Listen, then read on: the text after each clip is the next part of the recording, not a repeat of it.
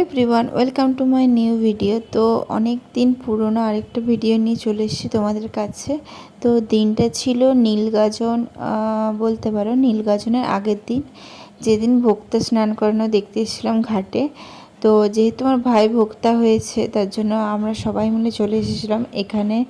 আমি আর মামাতো বোন দুজন মিলে চলে এসেছি স্কুটিতে, আর মা কাকিমা সোনা বাবাকে নিয়ে আসছে হেঁটে হেঁটে। তো তোমরা ভিডিওগুলো কেমন লাগছে অবশ্যই জানিও কমেন্টে। যদি ভালো লাগে অবশ্যই একটা কমেন্ট, একটা লাইক অ্যান্ড চ্যানেলটাকে সাবস্ক্রাইব করে দিও। দেখো কত পরিমাণে মানে ভোক্তা হয়েছে আমাদের এই মন্দিরটায়। 5 থেকে 6 বছর, তার বেশি হলে হয়তো 7 বছর গাজন হচ্ছে। তো আস্তে আস্তে কত পরিমাণ বেড়ে গেছে, প্রায় 400-450 জন ভোক্তা হয়েছে। তার মধ্যে অনেক মেয়ে রয়েছে, মানে অনেক মেয়েই রয়েছে। তো মানে আস্তে আস্তে আরও বাড়ছে, তো সবারকার আগ্রহও বাড়ছে। তো তোমরা দেখো আস্তে আস্তে ঘাট ভর্তি হয়ে যাচ্ছে, চেনা পরিচিত অনেকেই ভোক্তা হয়েছে, অনেকের সাথেই দেখা হলো অনেক দিন পর। তো আমরা দাঁড়িয়ে দাঁড়িয়ে ওয়েট করছিলাম কখন সোনা বাবাকে নিয়ে মা ওরা আসবে। তো তার জন্য দেখো, আর ভাইও এখনও আসেনি, ভাইয়ের জন্য ওয়েট করছিলাম যে কখন ভাই ওরা কোথায় কোথায় এখনও আসেনি, কেন চলে এলো কিন্তু ওরা কেন আসছে না, ওটাই দেখছিলাম অনেকক্ষণ ধরে। আর এদিকে মা ওরাও চলে এসছে সোনা বাবাকে নিয়ে। দেখো সোনা বাবা এইটুখানি ছিল, অনেক অনেক আগের ভিডিও এটা, মানে সোনা বাবার যখন 6-7 মাস, 6 মাস না 7 মাস বয়স ছিল।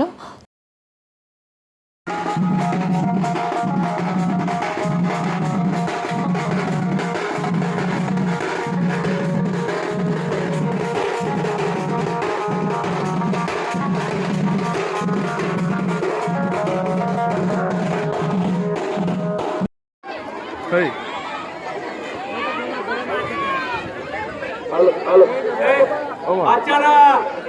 বাচ্চারা যারা নিচে নেমেছে তারা উঠে যাও উপরে।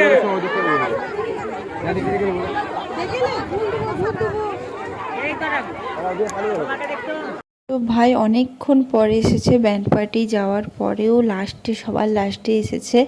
তো অনেকে তখন স্নান করা হয়ে গেছে, ঘাটে পুজোর জন্য বসেও পড়ছে, কিন্তু ও তো এই এলো। তার জন্য একটু মা বকছিল যে কেন এত দেরি হলো, কোথায় ছিল না ছিল জিজ্ঞাসাও করছিল।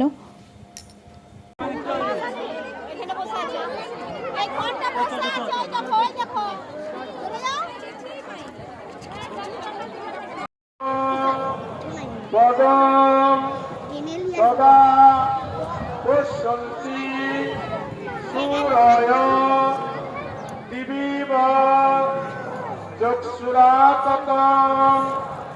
নমো বিষ্ণু নমো বিষ্ণু নমো বিষ্ণু নমো অপবিত্র পবিত্রবা সর্বাবস্থা গত পিবা যশরে। ঘাটের পুজো কমপ্লিট হয়নি, তার আগেই সোনা বাবা ঘুমিয়ে পড়েছে কোলে। আর এদিকে পুজো কমপ্লিট হওয়ার পর সবাই একে একে বাড়ি যাচ্ছে। আমি তো সোনা বাবাকে মায়ের কোলে দিয়ে আমি স্কুটি নিয়ে বেরিয়ে পড়েছিলাম স্টেশনে যাওয়ার জন্য। আজকে সোনা বাবার পাপা আসছে, তার জন্য ওকে স্টেশন থেকে আনতেই যাচ্ছিলাম। তো তোমরা কন্টিনিউ ভিডিওটা দেখতে থাকো।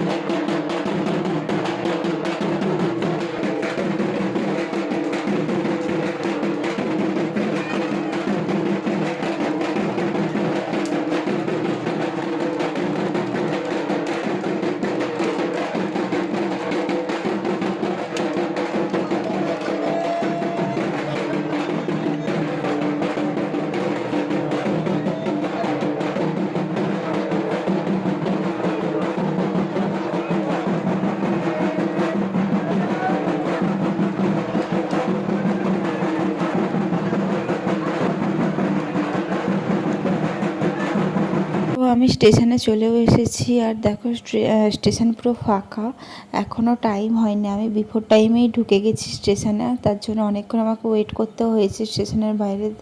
তো সেখানেও দাঁড়িয়ে দাঁড়িয়ে একটু ভিডিও করে নিচ্ছিলাম। আর ওই যে ওর পাপা চলে এসছে, বাড়ি চলে গেছে, আর সোনা বাবা দেখছি তার মামার সাথে খেলা করছে।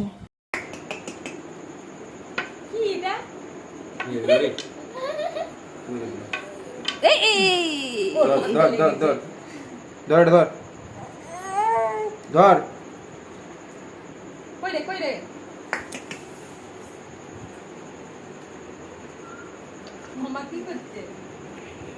মাঝে ঢুকায় খুলে দিবে তোর গামছা না খুলে দেয়? পায়ের পর কোনদিন টেনে নিয়ে খোঁজ দিল। ধর ধর মামাকেই দে। চল। এই বলো বলো বলো বলো বলো বলো তুই বলো তুই কামি কামি কর দে, একটু কামি কামি। শেষ পর্যন্ত তোকে ল্যাংড়ু করে দে, তখন বলেছি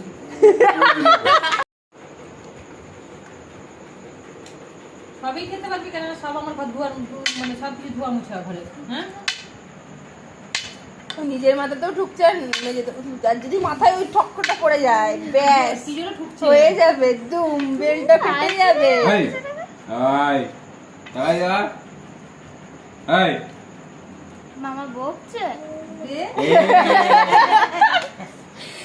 দুধ তুমি করছে মাকে দেখ মামাকে গেল দিদিরা দে, মামাকে দুম করে দিয়ে দে।